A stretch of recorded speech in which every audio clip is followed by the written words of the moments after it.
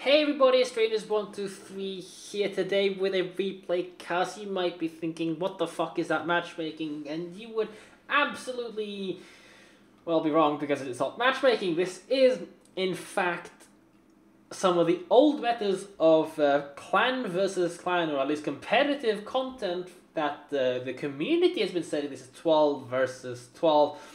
And I don't even think there were any battleships limits at that point, because you can see we have 5 battleships, our opponents are running 4 double aircraft carrier tier 8, and we actually have double Benson, double Fubuki.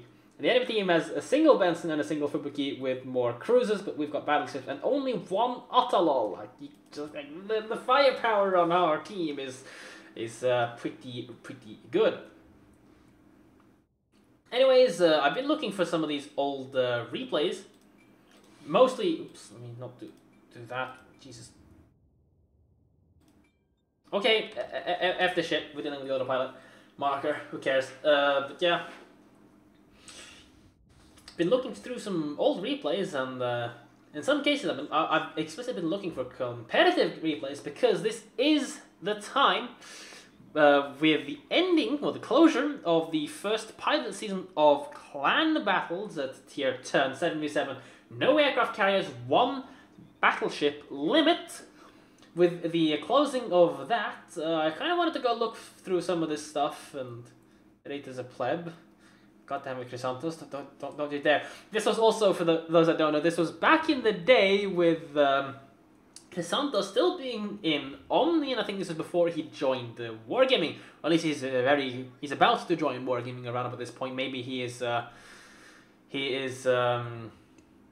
considering that, but it seems this was actually one of the games where Aether's connection had derped out or something, because I think maybe I was supposed to be playing with Aether. Anyways, my dive bomber is one of them on the western side of the map near the Alpha Cap.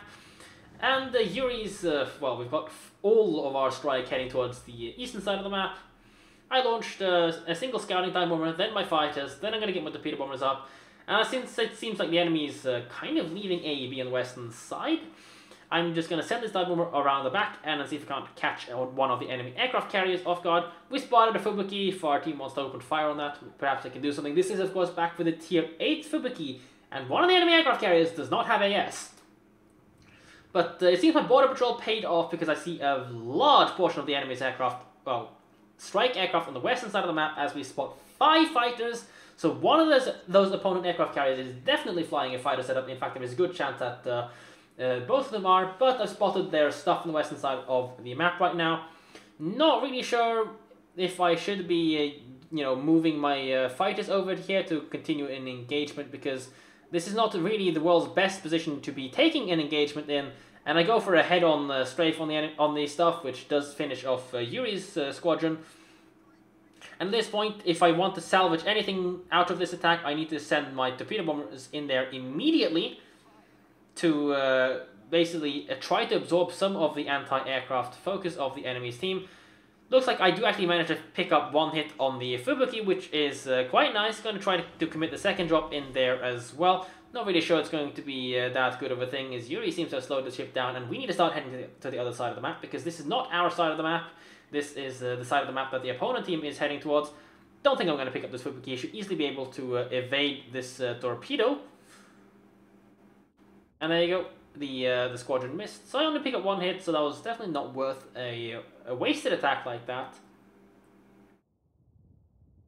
Especially considering I basically just lost a good chunk of my fighters, and I no longer have any more planes to replace with. But the opponent aircraft carrier at this point may actually be out of fighter ammunition, and this is before the days of defensive anti-aircraft. You can see that one of the enemy aircraft carriers is split from the other guy, and that's a returning fighter. So if Yuri is able to do some significant damage to this enemy Shokaku right now, as he seems to be trying to get anything in there just to try to defend, then if we trigger the damage control party of this poor guy, as I'm pulling my dive bomber into the fray as well, just in a hope of getting some maybe post-damage control party fires on the guy, we can actually kill him off. Yuri is just keeping a dive bomber in the area, and I'm going in for the click now. I just need 1 fire, and that's it. That's 1 dead Shokaku, which is very nice for us. I don't know if this is the fighter setup guy or the non-fighter setup guy, but it seems to be the guy with AS, so I think that's actually the fighter setup guy.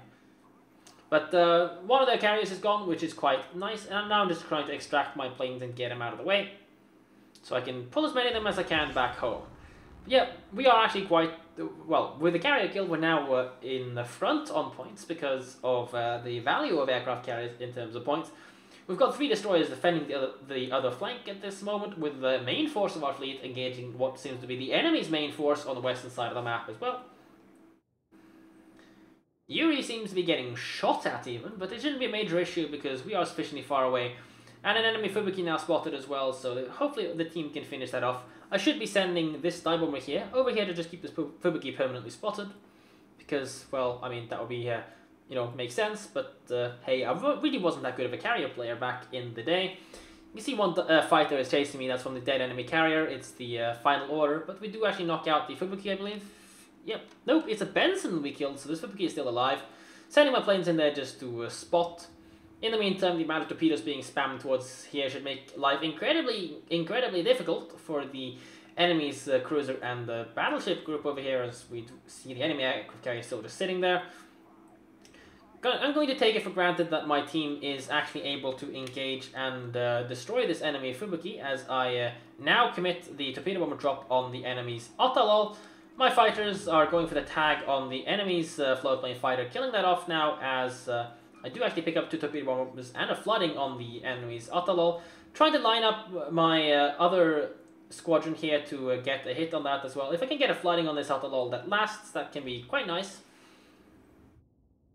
But the team didn't actually manage to finish off the Fubuki, as I failed to get a flooding there, which is a bit unfortunate, but hey, at least he's got a broken gun for a while. Should be using this fighter just to knock out or just tag onto this enemy's dive bomber. Same for this dive bomber squadron over there. Teacup Yuri's got another squadron in to drop on the enemy Otalol, so he's about to have... well, he's basically had the worst time of his life, having 2 carriers hounding his hounding on him, and just he's probably going to die sometime soon, especially with more torpedoes coming in.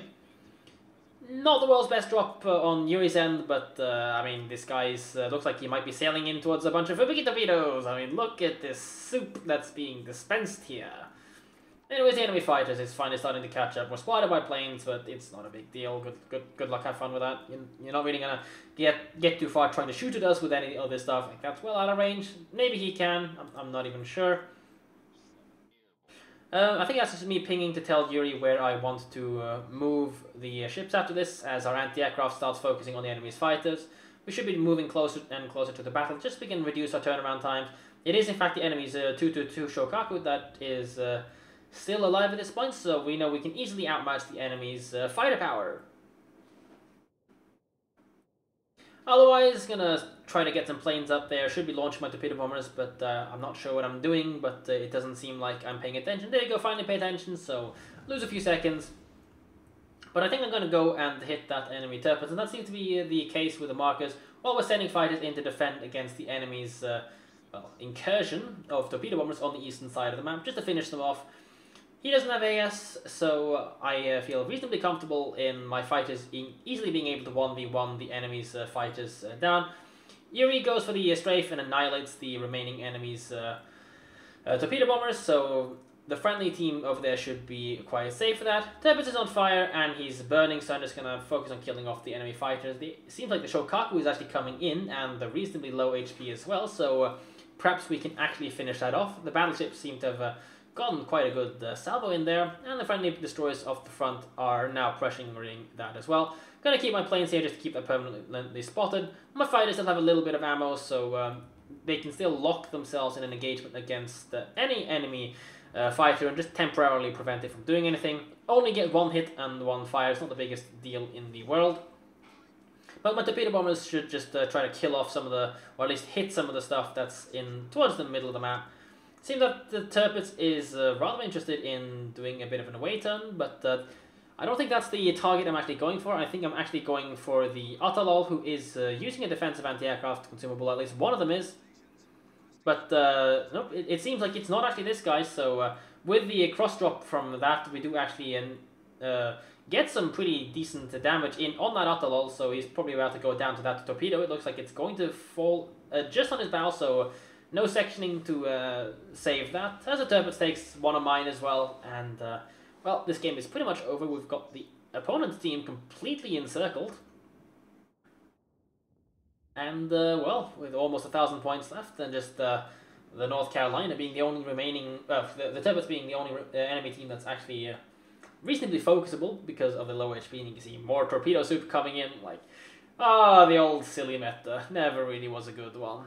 But I hope you guys enjoyed this replay cast. I don't think I have the post-battle results screens, even then it wouldn't really matter, but yeah, if you like this kind of content, if you want me to see more old competitive things, like I've been reminiscing about it a little bit, I guess, so I've been thinking of just simply looking for some old competitive stuff, just to show you guys as additional content, since I haven't been posting anything for the last week. Terribly sorry for that. Something unexpected did, after all, show up.